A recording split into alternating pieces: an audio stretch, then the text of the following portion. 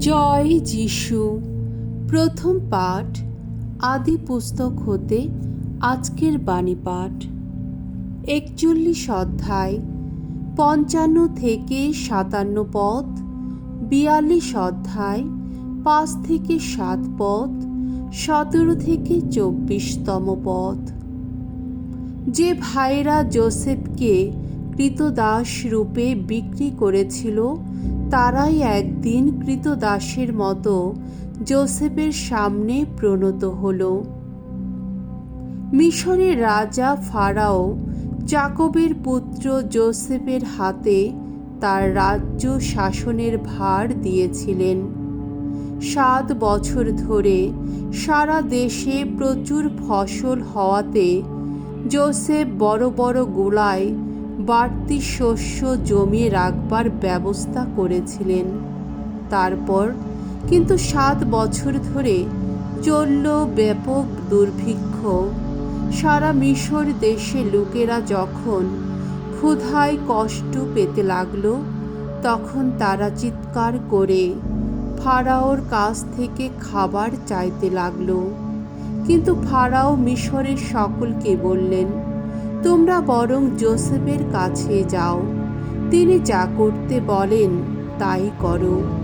তখন দুর্ভিক্ষ দেশের সর্বত্রই ছড়িয়ে পড়েছে দেখে যোসেফ সব জায়গার শস্য ভাণ্ডার খুলে দিলেন আর মিশরীয়দের কাছে শস্য বিক্রি করতে লাগলেন। ক্রমে মিশর দেশের দুর্ভিক্ষ আরও সাংঘাতিক হয়ে উঠল। সারা জগতের মানুষ যোসেফের কাছ থেকে শস্য কেনার জন্যে মিশর দেশে আসতে লাগল, কেননা সারা জগতেই তখন দুর্ভিক্ষের প্রকোপ সাংঘাতিক হয়ে উঠেছিল। সেই সময় যারা খাদ্য শস্য কেনার জন্যে মিশরে গিয়েছিল, তাদের মধ্যে যাকবের ছেলেরাও ছিল, কেননা কানান দেশেও তো দুর্ভিক্ষ দেখা দিয়েছিল। সেই সময়ে দেশ পরিচালনার ভার ছিল যোসেফেরই হাতে। তিনি নিজেই দেশের সকলের কাছে খাদ্য বিক্রি করতেন। একদিন তার ভাইরা এসে তারই সামনে মাটিতে মাথা ঠেকিয়ে প্রণত হলেন। দেখা মাত্রই যোসেফ তাদের চিনতে পারলেন, কিন্তু এমন ভাব দেখালেন যেন তিনি তাদের কেউ নন। তিনি বেশ রুক্ষভাবেই তাদের সঙ্গে কথা বললেন এবং তাদের নানা প্রশ্ন করলেন। এরপর তিনি 3 দিন ধরে তাদের নজরবন্দি করে রাখলেন।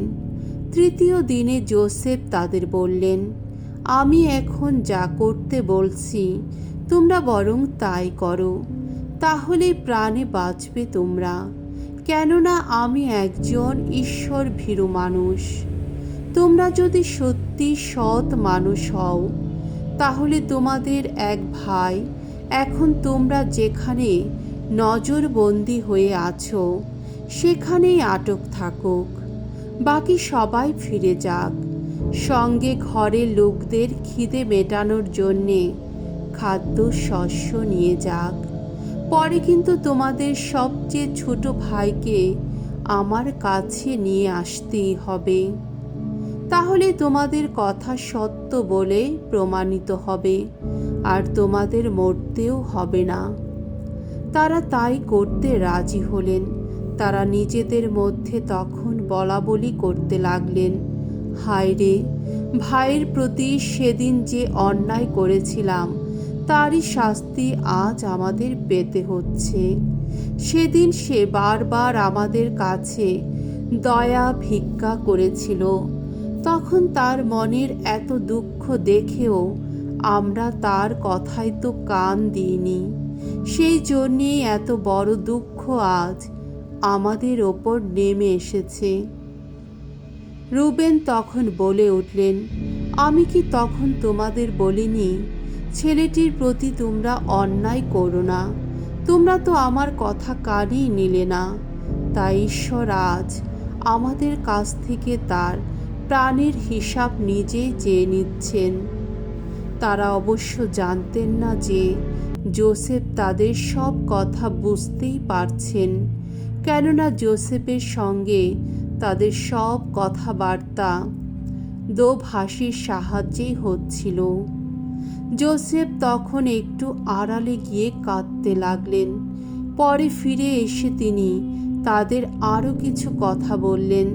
তারপর তাদের মধ্য থেকে সিমিয়নকে বেছে নিয়ে তিনি তাদের চোখের সামনেই তাকে বেঁধে রাখার ব্যবস্থা করলেন। প্রভুর বাণী। ঈশ্বরকে ধন্যবাদ।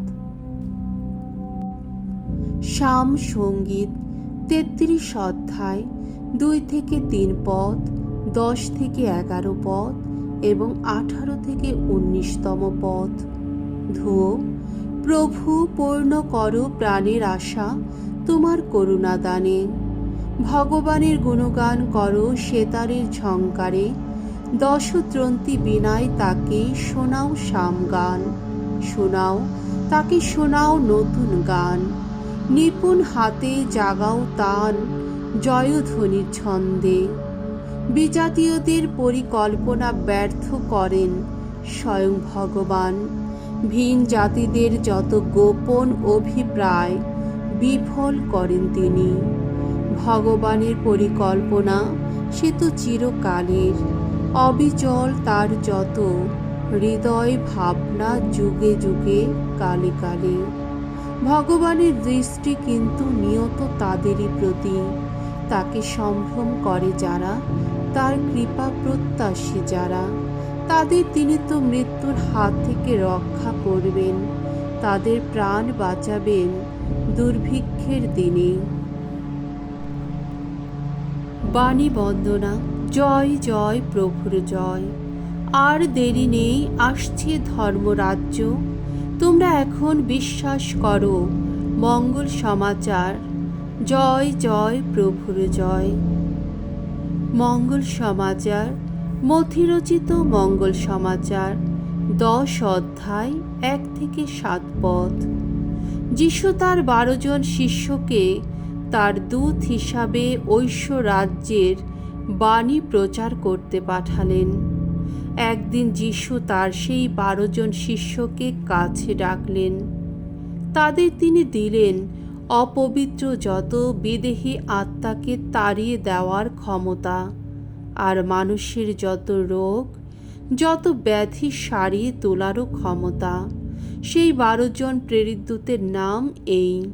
প্রথম সিমন, যাকে পিতরও বলা হয়, আর তার ভাই আন্দ্রিয়, জেবেদের ছেলে যাকব আর যাকবের ভাই যোহন, ফিলিপ আর বার্থলোমেয়, টমাস আর করগ্রাহক মথি, আলফের ছেলে যাকব আর থাদেও, উগ্র ধর্মা সিমন আর সেই জুদা ইস্কারিওত, যিনি পরে যিশুকে শত্রুর হাতে তুলে দিয়েছিলেন। এই 12 জনকে যিশু তার দূত হিসাবে প্রেরণ করলেন। তাদের তিনি এই নির্দেশ দিলেন, তোমরা এখন বিজাতীয়দের কোনো এলাকার দিকে যেও না, সামারীয়দের কোনো শহরেও প্রবেশ করো না, বরং ইসরায়েল বংশের হারানো মেষগুলির কাছেই তোমরা যাও। পথে যেতে যেতে তোমরা এই বাণী সকলকে শোনাও যে স্বর্গ রাজ্য এখন খুব কাছেই। প্রভুর মঙ্গলময় বাণী। খ্রিস্ট প্রভু তোমার প্রশংসা হোক।